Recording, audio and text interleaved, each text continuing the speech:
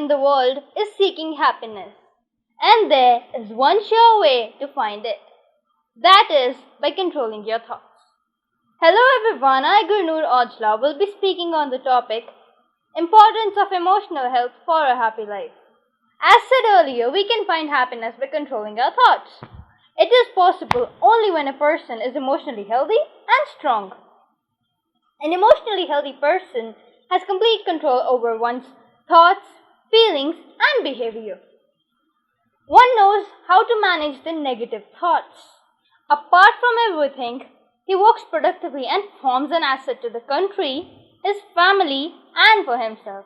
He leads a happy life.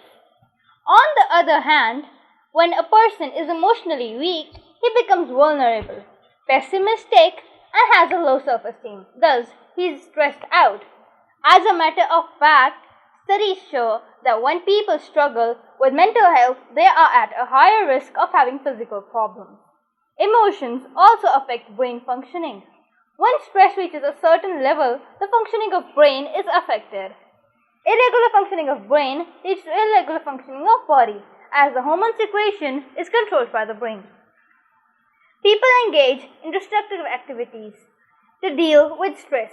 For example, consumption of alcohol and street drugs.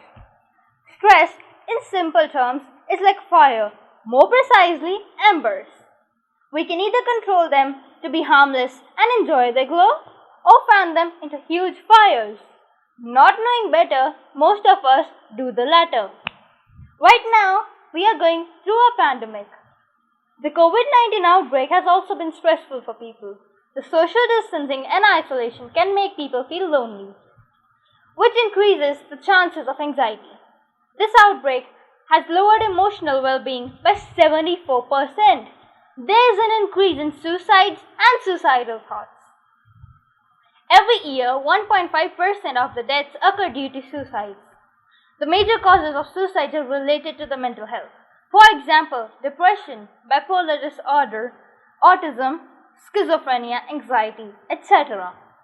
To conclude, I would like to say that we have to change what we can and accept what we cannot change.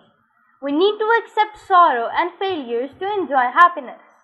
The mind and the body are one and should not be treated separately.